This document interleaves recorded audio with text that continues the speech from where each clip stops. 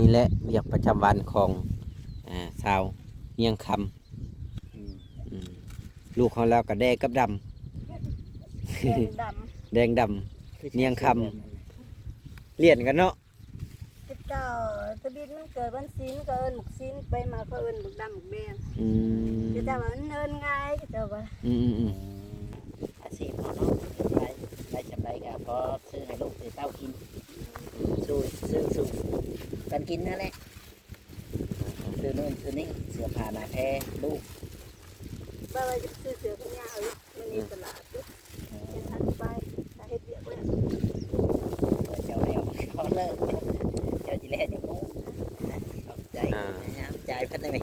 เต็มเนาะ20,000เด้อพี่น้องเด้อค่าพักนี่20,000เนาะแต่ว่าค่อยจะให้จะเพิ่มอีก20,000ขอบใจเด้อ โอ้ย คนเลย มันเบิดแล้วมันชุดเลย โมแมนบ่มีรัก บ่มีหลัก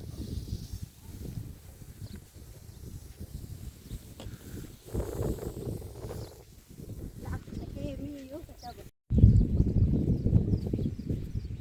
สบายดีสวัสดีพ่อแม่พี่น้อง FC เบิ้ลสุขุสู่คนปล่อยเป็นฝั่งไทยฝั่งลาวหรือว่าสิเป็นทางต่างประเทศก็ยินดีต้อนรับเข้าสู่ช่อง YouTube บ่แอนสตูดิโอหรือว่า Facebook Fanpage บ่แอนอีกแล้วเนาะพี่น้องเนาะเอาสึกเปิดภาพมาตอนนี้ก็จะมาอยู่บ้านของชาวเนียงคำหรือว่าชาวคำเนียงคนกัมพูเชียหรือว่าชาวเขมรเพิ่นนั่นแหละเนาะพี่น้องเนาะก็ค่อนข้างจะหลายมื้อที่บ่แอนบ่ได้เดินทางเข้ามาหาทางเพิ่นนี่แหละเนาะพี่น้องเนาะซึ่งมื้อนี้ก็เลยได้มีโอกาสเดินทางมาหาทางลาวอีกแล้วเนาะพี่น้องเนาะกำลังจากที่เดินทางมาหาชาวเนียงนี่ก็ปู๊พี่น้องเอ้ยบรรยากาศดีขนาดเต็มไปด้วยผักทุกสิ่งทุกอย่างผักอยู่ในนี่ค่อนข้างจะหลายพอสมควรเนาะพี่น้องเนาะก็คือตอนนี้ก็เดินทางมากันนี่แหละเฮ็ดเวียกแล้วได้พี่น้องเอ้ยนี่เด้ชาวเนียงเพิ่นเนาะพี่น้องเนาะเพราะว่าฮอดยามเพิ่นเฮ็ดเวียกเลยคือตอนนี้เป็นเวลาบ่ายโมงเนาะพี่น้องเนาะแล้วก็จะลงเฮ็ดเวียกถึงโมงเนาะพี่น้องยามลงนะแต่ว่ายามขึ้นน่ะจะกายเด้อพี่น้องเอ้ยยามขึ้นนี่จะกายโมงว่าง่ายก็ได้พี่น้องกายเวลาก็โอเคพี่น้องเป็นจังไดก็ฝากพี่น้อง FC มาติดตามทางเพิ่นเด้อพี่น้องก็เป็นคนบ่มีบ่อนอยู่บ่อนเช่าเนาะพี่น้องมีแต่ว่าอาศัยนี่แหละกระท่อมนายจ้างอยู่เนาะพี่น้องเนาะถ้าว่าเพิ่นบ่ให้อยู่นี่ก็บ่ฮู้ว่าสิไปอยู่ทางใดนั่นแหละเนื่องจากว่าทางครอบครัวทางพัวก็ทุกข์ยากบ่มีให้มีนาคือกันเพื่อนก็หลายคนเนาะพี่น้องเนาะเพื่อนกำลังน้อยบ่เห็นก็ได้เฮ็ดมาแล้วก็เลยเฮ็ดให้เรามันบ่มีบ่อนอยู่เช่ามันบ่มีบ่อนนอนอะไรว่าง่ายก็ได้เนาะพี่น้องเนาะเพิ่นก็เลยมาอยู่อาศัยรับจ้างมื้อละ40-50เนาะพี่น้องเนาะนี่แหละเวียกประจำวันของชาวเนียงคำลูกของเราก็แดงกับดำ แดงด แดงดำเนียงคำเลียนกันเนาะ ำเจ้าตะบิดมันเกิดวันศีลก็เอิญหมกศีลไปมาก็เอิญหมกดำหมกแดงเจ้าว่ามันเอิญง่ายเจ้าว่า แปลว่าพ่อแม่บ่ได้เปลี่ยนให้เนาะแปลว่าชาวบ้านเพิ่นเห็นแล้วก็เอิ้นแบบนั้นเลย แม่นเจ้าว่ามันจำง่ายเด้ แต่บักดำคันได้เทื่อนานี่สิเอิ้นแนวไหน บ่ได้เอาหรอก พอเลยบ่ มันทุกข์ พอแล้วเอา2คนก็พอ โอ้คิดว่าสิเอาเพิ่มอีกจักสอง ไอ้สิเลี้ยงเฮาบัดนี้บ่มีใหญ่มา อ๋อกับลูกหั่นแหละเลี้ยงต่อไปก็ได้ คุยว่าซื้อผักซอยเพิ่นก่อนพี่น้องเอ้ย เฮ็ดได้กินครับ ซื้อมาก็ได้ ครัว ค่อยหาต้มได้บ่จอย ลวกว่าลวกต้มไว้ ลวกเอาได้ก่อยนะ ลวกกินกับแจ่วมะกอก ชวนหลายเจ้าก็คันว่าบ่มีแนวกินก็จัดพักไม่กิน แม่น เมนูหยังจะมักที่สุดในผักนะสำหรับเจ้า คนมะขั่วใส่ไข่ อ๋อหั่นพักแบบนี้ว่าจะกินหรือว่าผักก แบ ระ บ ดาษ แบบนี้ก็ได้แบบนี้ก็ได้ อ๋อ ปนกันก็ได้นะ ตัวเม็ดเนาะ แม่น ได้จักหาผักเมื่อคืนนี่นะ ได้6 หาบ 6 หาบ ได้30,000 30,000 หาไปใช้นั่นน่ะ คือเทิง อืม เป็นเทิงบ่เทิงกระเจ้าอยู่เทิง มื้อนี้ก็หามอีกบ่มื้อนี้ก็ได้ มันนี่ครับฉะนั้นเราก็ตัดผักอันนี้แหละ ตัดอีใช้นาน นั่นบุ เจ้าก็นั่นแหละตัดเนาะ เราได้ตัดเอง มันตัดเองบ่ แม่นแบบว่าเฮาขายบงผักเด้ เออ หาบหนึ่ง30,000 บ่หาบละหา หาบละ5,000 หาบละ5,000กีบ แม่น เออ คือสิบ่ได้ไปใช้ ได้6หาบเนาะ แม่น 6หาบของที่30แล้วหาบหนึ่งจักกิโล20กิโลประมาณถูกบ่เรือบ่ฮอด บ่ฮู้ บ่ว่ามันได้จัง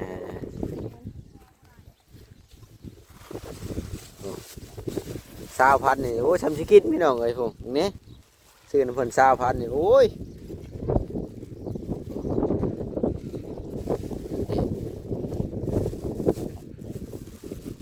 มันกรอบดีผักใหม่มันสดๆจากสวน ของสดเนาะเดี๋ยวกรอบเลยนะ กินดิบก็ได้บ่ บ่ได้ กินดิบบ่ได้บ่พักอันนี้เออบ่เคยฮู้เด้เพราะว่าบ่แม่นบ่เคยกินดิบจักเทื่อ เอามา นะ กินดิบก็ได้ จะผักเลย ขนาดนะ บ่ เฮ้ย สลับ ผักกะหล่ำตัวนี้ผักคะน้าเนาะต้นใหญ่แฮงอีหลีวัดกกในกกคือน้อยๆบ่จะเทิงคือใหญ่ว่ะ อ้าวอัน มัน นั้น มันเป็นโปลิโอบ่จักหรือแนวมันอันนี่บ่ นั่นแนวมันแบบนี้แหละ อ๋อ เตี้ยกับเตี้ยสูง ทางต้นพันธุ์เหี่ยวน้อยๆเนาะบ่จอยแต่เอาขึ้นไปเทิงมาให้ใหญ่ อ่าอืม อยู่สวนอันนี้ก็ดีอยู่นั่นนะ กะคักไปอีกแบบหนึ่งเนาะ ว่าบ่เจอเคยเห็ดอยู่สวนเมื่อก่อนไปเห็ดอยู่ประเทศไทยเด้ ๆดูก็ยังทันมาแบบบ่ายเลย อ้าว โบงครับได้ว่าคันบอกว่าหนาว หน้าบ่ หนาวได้ล อื ม ม หนาวอีกแล้ว อ่า ต้องเว้นห้อนดอกมันเกินหนาว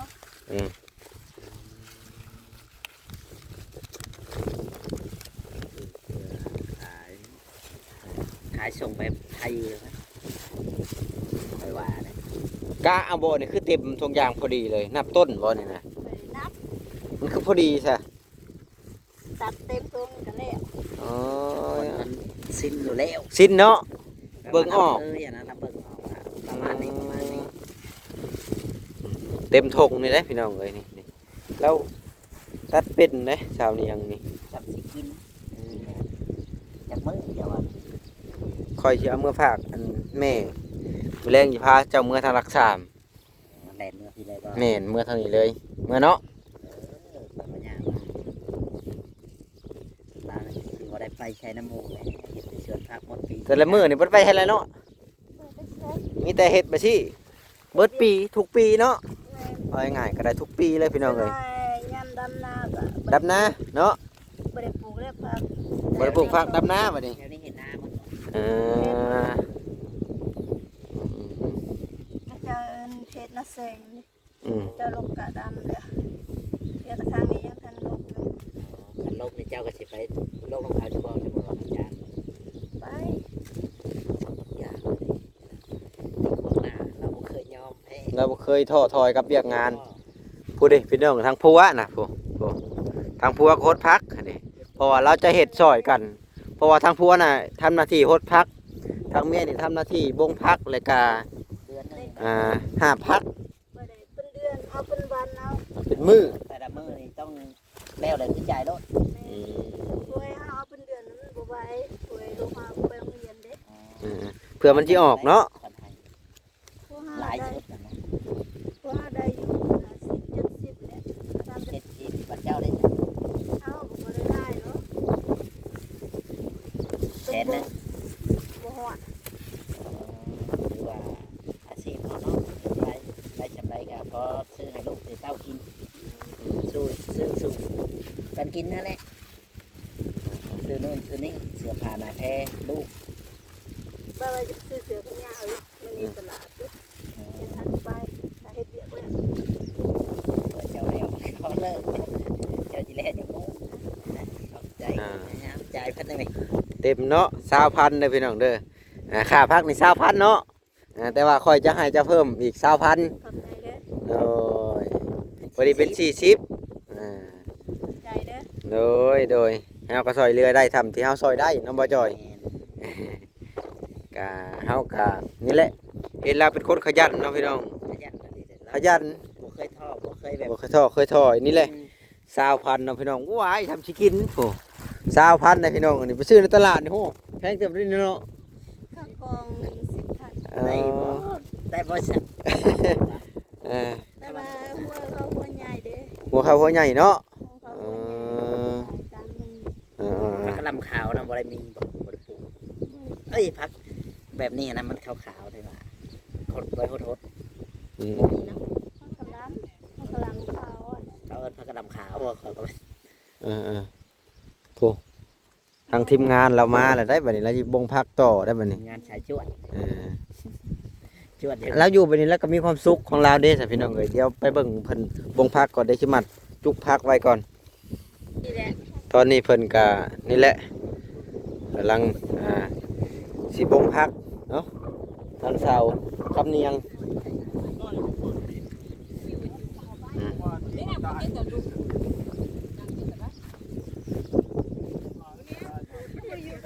คือว่าเปิดอยู่เมื่อกี้นี่มันเป็นปักเสียบอืม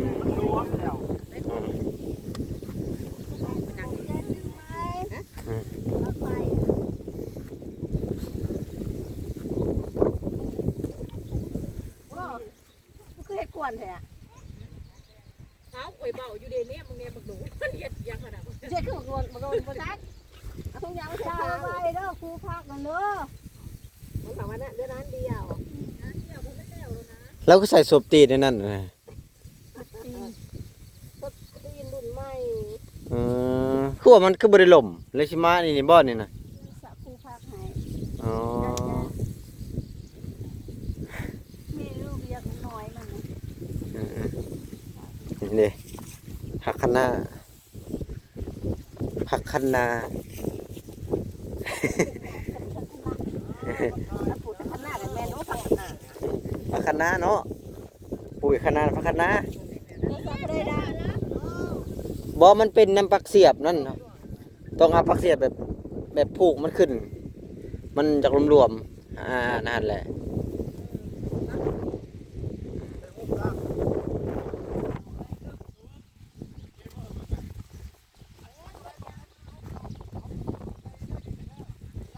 ได้บ่บ่ได้บ่ให้เฮ็ดกับผู้นั้นได้เฮ็ดเอง ต้องบีบเข้าบีบเอาถอดมาแล้วบีบเข้า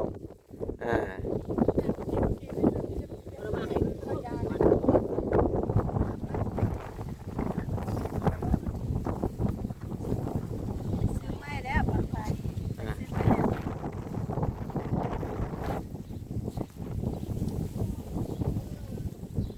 แล้วบ่มื้อนี้นะ แล้วแต่ค ค่ำบ่นี่นะโอ้บ่ค่ำนอกหลายคนเอาไป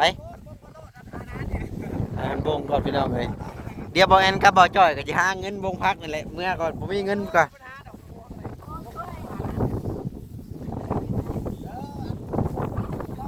โอ้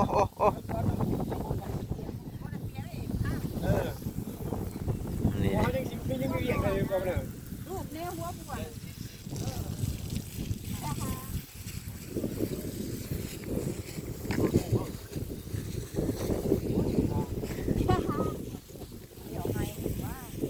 เพิ่นให้จักพันนั่นแล้วให้หนึ่งอันนี้นะบ่รู้จักบาท ใครท้องหนึ่งการเสียงนั่น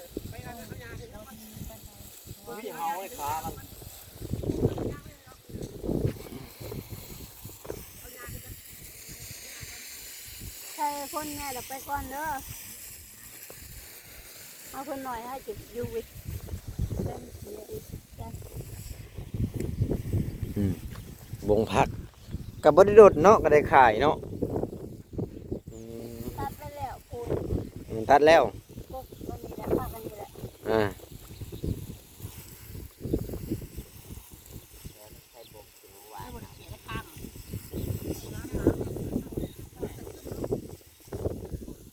ยาวไปแล้วโอ้ยยาวนะงานหอยรับแป้งงามอ่ะ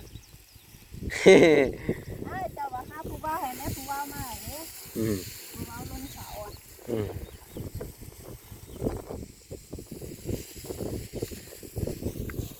กะคักเนาะบงหลายคนมาสิก็ได้แล้วให้หนึ่งนี่เพิ่นให้จักพันนี่นะผู้ละ50ได้บ่คันสิได้แล้วก็สิลงคือกันได้นี่ น้ำบ่จ่อยหาเงินใส่น้ำมันเมื่อก่อนใช่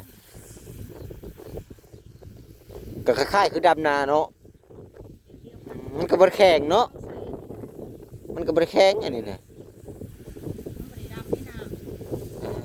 อันเด้มันก็สิแล้วไว้อยู่เพราะว่ามันเป็นนาน้อยเด้ถ้าแต่มันยาวซื่อ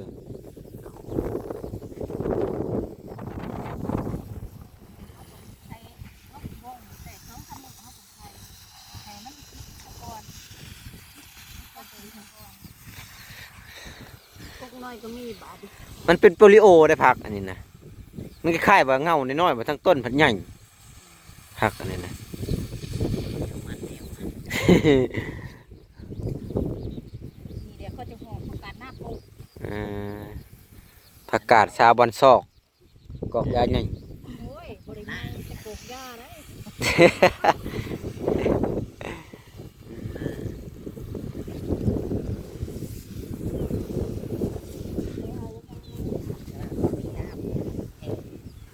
แห้งได้วเพิ่นบ่ได้โหดเนาะ แต่ย้ำพ้นนั่นทัวเบิดเนี่ย ทั่วหมดบ่ ทัวเบิด อืม มันไม่น้ำเยอะแต่ว่ามันพุดคลองแล้วมัน เส้นน้ำที่เขาจะใส่เส้นน้ำมันก็เส้นน้ำพ้นถ้าน้ำพ้นน่ะมันจะมาทุกที่ อืมๆมาลุ้นกันก่อนคือว่าบ่เฮ็ดมีน้ำแถวนี้มาบ่ได้คือมีน้ำขึ้นมาเลย น้ำมันอยู่ที่ว่าตัวหัวที่ไหน อ่ ใหญ่ า ๆกูเพราะว่าเขาจกขนาดมาเด้ทางน้ำมา อ่า จกคลองมา จกคลองมาตะกี้กับพวกคือการน้ำมีปีนี้เดียวจกปีเดียวไปคลองมาจกปีเดียว เฮาก็เสียเงินให้เพิ่นบ่ค่ะมันจกมาให้ พอแล้ว เอานี่ให้ ซอยน้ำ แล้วก็เก็บเรียบผู้น้อยมานะว่าจะอะไรก็ได้ พอได้ชื่อเรา โอ้ทางพัวสาวคำเนียง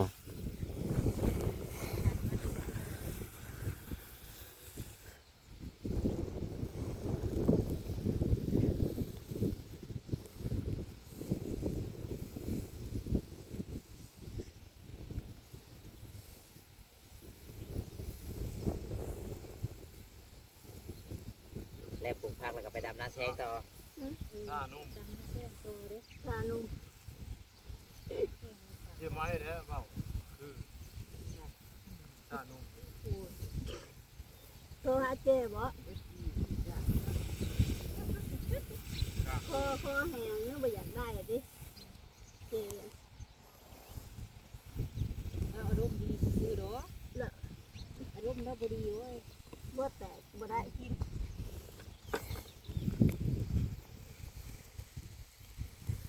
ฝากนี่เวลามันยาวก็ยาวเลยครับ อืม บ่มีใหญ่ มันเงี้ยงขนาดพลเล็ต่างๆเนาะมันก็เป็นดอกคือกันเนาะอันนี้ก็ได้ หมดละเอาปลูกไปก่อนเอาปลูกเอาคนน้ำมันก็เป็นไร บ่ได้เด้มันแห้งเนี่ยมันบ่ดม อืม ดมเด้อเลย รถแล้วก็เอาที่ท้ายเรามารถไล่อีกทีหนึ่ง มือเช้าเอาหัวใจไปบนเทือกอะมันสิดมเด้ย่างมือเช้ามันหยุดยืนบอกหมดไหมเขาขับมาหมดไหมยืนโหดจักผมช่วยโหดจะเกลือผมนี่เพื่อน เจ้าว่าถ้าคือเหี่ยวแท้บ่โอ้ ดจาก มา นั้น โหล โย ด น เช้ามาแล้วมันยืนดิ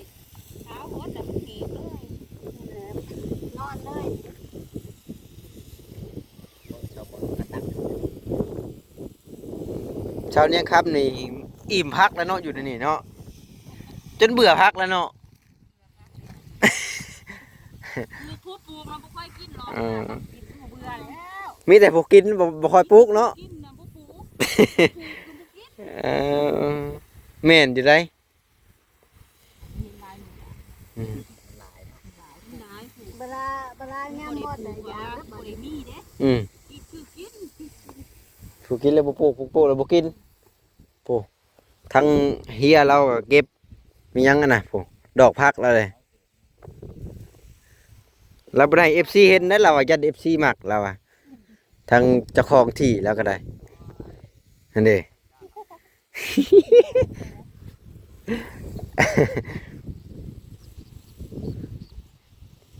อืม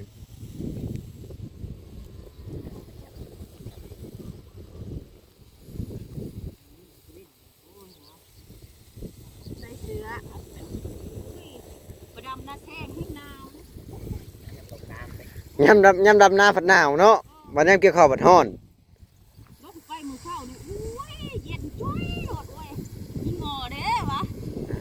จะมาหนาวแท้ อยากดำเด้พี่น้องเอ้ยผม น้ำซะ อยากดำนาได้ผมเนี่ยผมดำนาผมดำนานั่นน่ะ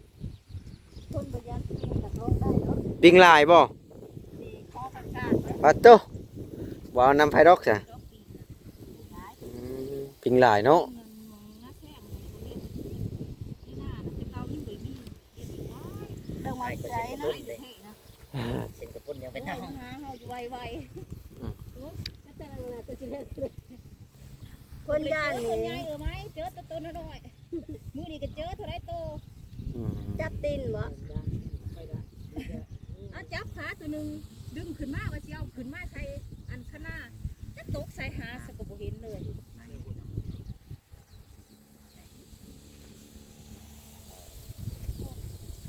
คนเลย มันเบิดแล้วมันชุดเลย โมแมนมีรัก บ่มีหลัก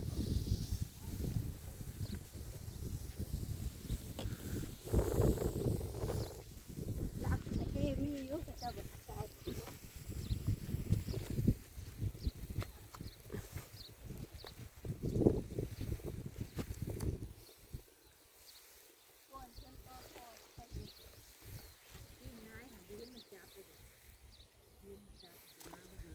เพิ่นว่าปิ้งยามหนาวมันบ่จับได้เพิ่นเอา จับ บ่จับ จับย่ำหน้าหรือจับหมด ยามใดก็จับบ่ปิ้งน่ะ แม่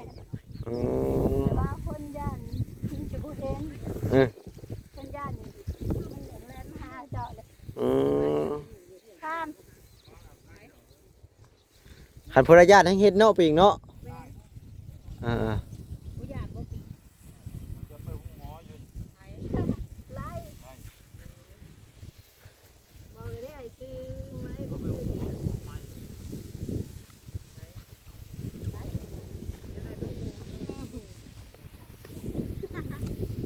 เป็นคนเป็นอย่างเล่นลายเลย เอ้าพี่น้องเอ้ยสำหรับคลิปนี้ก็บ่ได้มีหยังหลายก็ได้มีโอกาสได้แวะมาอัปเดตทางเซาคำเนียงคำอืมอ่า เพลงมันก็มีอยู่หั่นเด้ ซื้อลูกผลกระแดงกับดำเนาะเนียงคำเนียงบอลลูกออกมาเป็นแดงกับด ใช่ เจ๊ยา ได้เจอนาเนี่ยจะคิดเป็นยังไง ำ เอาพอแล้วสองคนก็พอ เอาพี่น้องเอ้ยสำหรับคลิปนี้กับผมยังหลายเด้อก็ได้มีโอกาสแวะเวียนมาอัปเดตทางเซาเนียงคำเพิ่นอีกแล้วเนาะเพราะว่าหลายมือพอสมควรนะที่บ่แอนบ่ได้เดินทางมาอัปเดตทั้งเพิ่นเนาะมาตั้งแรกเพิ่นปลูกผักอยู่ให้นั่นบัดนี้เพิ่นจนตัดผักขายเนาะพี่น้องก็หลายมือพอสมควรก็มีแต่ว่าชีวิตของเพิ่นก็ค่อนข้างจะน่าสงสารนะพี่น้องเอ้ยจะได้กับฝากไว้พี่น้องสิฝ เขาไปติดตามรับชมน้ำกันเด้อพี่น้องเอ้ยสำหรับคลิปนี้ก็ขอตัวลำลาไว้พี่น้องชิมก่อนยินดีแม่งทุกคนพี่น้องเอ้ย